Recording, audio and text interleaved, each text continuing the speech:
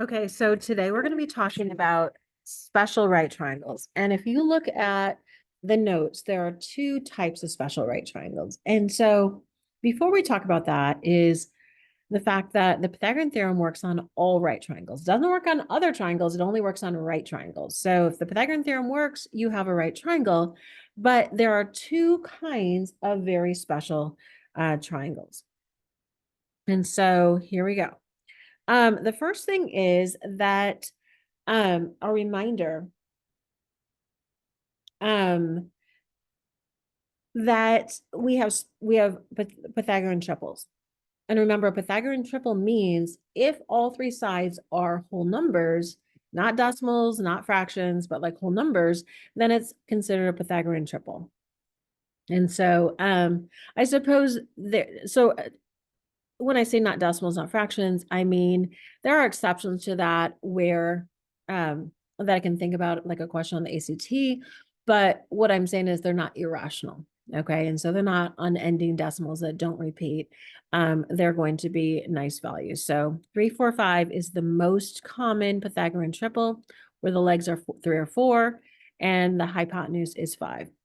And we know that it's a Pythagorean triple because a squared and b squared, the legs, do equal the hypotenuse, and all three numbers are integers rather than irrational values. So, and the dilations of those will also be Pythagorean triples as well. So times them by 2 or timesing all three sides by 3 or 5 or 10 will also yield a Pythagorean triple where all three sides are integers. And so same with these three measurements or these three measurements and these three measurements. And I think the big thing is if the sides are going to be integers and then also they're kind of special and cute. Today, however, we're going to be talking about isosceles right triangles. And so just like, Pythagorean or the Pythagorean theorem works on all triangles because it's true about their proportions. If you have a right triangle where the two sides are congruent, okay, well, then the truth is that that means that both of these angles here are 45 degrees. Okay, because the triangle sum theorem says that all three angles add up to be 180. And also the thing is that if the two sides are the same, the two angles will match as well. So if this is our right triangle, one thing we should know is that the legs will be the same size and the hypotenuse will be longer than the sides. Well, the deal is this. If I ask you to do the Pythagorean theorem, and I say, well, what if the two sides are like 3? What would the hypotenuse be? Well, you could do 3 squared plus 3 squared equals x squared. That'd be 9 and 9 equals x squared. That's 18 equals x squared. The square root of 18 is going to be irrational. So this is not a Pythagorean triple, but you'll notice you can break it down into 3√2. And if you take out your calculator and say, hey, what is 3√2? It is going to be a number that is bigger than just plain old 3. Okay. So 3√2 means take, I can clear this, 3 times the square root of 2. Oopsie. 3. Well, I am struggling here. So 3 square root 2. So that's going to be 4-ish. Okay. Just plain 3 is just 3 because 3 times 1 is that. But square root of 2 is like 1 point something. So 3 times 1 point something is going to be a number bigger than 3. And so 3 versus 3√2, 3 times square root of 2 is going to be bigger than just plain old 3. And so number, theory says if you take a number times 1, it doesn't change it, but times it by a number bigger than 1, it makes it bigger. Okay, if you take 3 times a number smaller than 1, it technically makes it smaller. So one thing that's weird also, though, is say that I did that with a square that had sides that were not 3, but say that they were, say, 6. And if you did 6 squared plus 6 squared equals x squared, that'd be 36 and 36, that's 72. Square 7, 2, again, is irrational, so it's not a Pythagorean triple. But if you break it down, it's 6 root 2. And basically, all 45, 45, 90 triangles are dilations of the same triangle, where the legs are a certain value and the hypotenuse is bigger than those legs by a factor, timesing by the square root of 2. And so I'm going to give you guys this and say, hey, the common ratios of every 45, 45, 90 triangle are, if you know the legs, they will match each other. They'll be the same value, okay? The hypotenuse will be whatever that number is times by the square root of 2, okay? And so the deal is this. If I give you a 45, 45, 90 triangle, you can do the Pythagorean theorem to find the missing parts, but I'm going to ask you not to. I'm going to ask you to realize that if you have an isosceles right triangle, the two legs will be the same and the hypotenuse will be bigger timesing by the square root of 2. So if you want to go from the legs to the hypotenuse, you're going to times by the square root of 2. If you know the hypotenuse, you're going to divide by the square root of 2 to make it smaller. Okay, so to go bigger, you times by the square root of 2. To go smaller, you're going to divide by the square root of 2. Okay, next thing we're going to do is we're going to look at right here. The legs are congruent. Okay, we call them S. Okay, so the ratio is the legs are S, the hypotenuse is going to be XS, whatever the legs are times the square root of 2. To go backwards, you're going to divide it by the square root of 2. Okay, so let's look at this. If these are 45, 45, 90, okay, that's what we're saying. So the Pythagorean theorem would work, but there's no need to. Okay, so if these two angles are the same, then these two sides will be the same. They're going to both be 5. Okay, to get to the hypotenuse, 5 units. The hypotenuse would be whatever the legs are times by the square root of 2. Okay, and then if you know the hypotenuse, you are going to divide by the square root of 2 to make the leg. So how you divide by the square root of 2 is you take 7 square root of 2, you divide it by the square root of 2. That's how you do that. And so the thing is this, sometimes it will reduce, sometimes you'll have to rationalize it, sometimes so to make the hypotenuse smaller, you're going to divide it by the square root of 2. Here you go, and you get 7. So that means both the legs will be 7. Okay. And you should label, okay? The length of that value on the one side is 7. The hypotenuse will be longer. So if you know the legs, you times it by the square root of 2 to make it bigger. If you know the hypotenuse, you divide by the square root of 2 to make it smaller. So on this 45, 45, 90, both legs will be 4 root 3. And the hypotenuse, you want to make the legs bigger by timesing by the square root of 2. So you take 4 root 3, and you times by the square root of 2, and you get 4 root 6.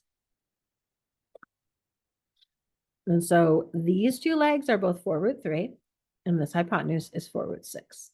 And so if you go back here and say, okay, the x would be 4 root 3 units, the hypotenuse would be 4 root 6. And if you took your calc and you looked and said, hey, who's bigger, 4 root 3 or 4 root 6? 4 root 6 would be bigger than 4 root 3.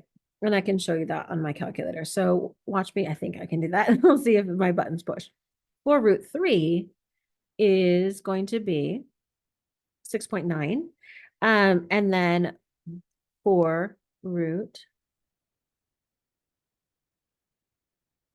6 is about 9. So yeah, indeed, 4 root 6 is bigger than 4 root 3. We would write those in radical form. We wouldn't really write the decimals, but I'm just showing you numerically. Can you see that 4 root 6 is bigger than 4 root 3?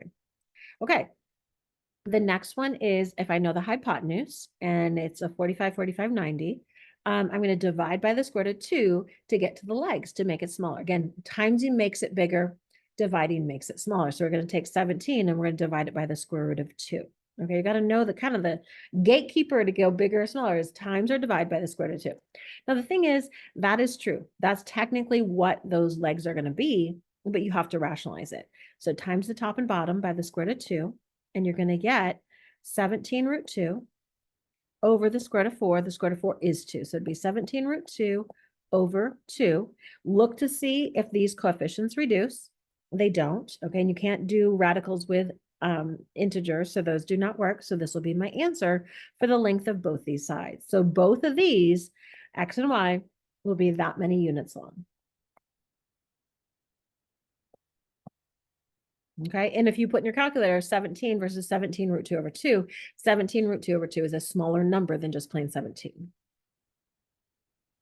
Okay, it says if FE is 6, okay, and if it's isosceles, that means these are both 6. What would be the hypotenuse? Well, you times it by the square root of 2 to make it bigger. So this would be 6 root 2, and that'd be centimeters. It says if that's 45, well, then these will both be 45 because 45, 45, 90 adds up to 180. E.g., if FE is 3 root 6. Okay, if these are going to be isosceles, they'll both be 3 root 6. The hypotenuse will be bigger by timesing by the square root of 2. So take 3 root 6, and we're going to times it by root 2 to make it bigger. And you get 3 root 12. Let's reduce it. Okay, the perfect square who goes into 4, that is 4. So what do you do with those numbers? We times the numbers, and we're going to get 6 root 3. And that is going to be inches. Okay, so if you want to go from the legs to the hypotenuse, times by the square root of 2. If you want to go from the hypotenuse to the legs, divide by the square root of 2. That means put it over the square root of 2 and then reduce and rationalize your answer. Okay, let's keep trucking. EG is 5 root 2. Okay, if you want to get to the legs, we got to make them smaller. So we take the hypotenuse and divide it by the square root of 2. And notice these will cancel out, and you're just going to get these sides to be 5 feet. Okay. If EG is 12 centimeters, we got to find the legs. Okay, well, we want to go smaller because the legs are smaller than the hypotenuse, so divide by the square root of 2. We have to rationalize it, so we're going to times by that radical. Square root of 4 is 2. And we can reduce these coefficients. 12 over 2 makes 6. And that would be 6 root 2, and that'd be centimeters. Okay, so to make it bigger, times by the square root of 2. To make it smaller, divide by the square root of 2. All right. We know the hypotenuse. We want to find a leg. What do we need to do? Go smaller. So we're divide by the square root of 2. So technically, this is the length of both of those sides, but let's rationalize it. Times top and bottom by the square root of 2. And you get 100 root 2. Square root of 2 times square root of 2 is square root of 4, which is 2. Reduce those coefficients if possible. Okay, 100 divided by 2 is 50, or 50 root 2, and that would be units. Okay, let's try this out.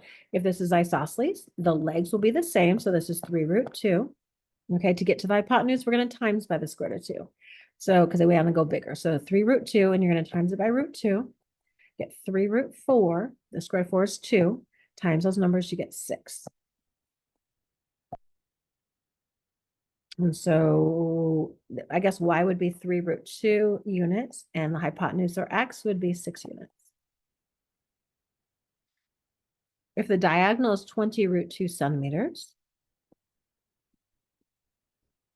okay, that means the legs are smaller than the diagonal. So 20 root 2. To make it smaller, we're going to divide by root 2. Those cancel out, and you get 20 for each leg. And the perimeter means add up all 4 sides. So this side is 20, and this side is 20, and this side is 20, and this side is 20. 20 plus 20 plus 20 plus 20 is going to be 80 centimeters. If I asked you the area, you would times base times height. You would get area equals 20 times 20, or 400 centimeters squared. The perimeter is the length around it, and that would be 80 centimeters. All right, well, that is all I got for you today. Thank you. Have a good day.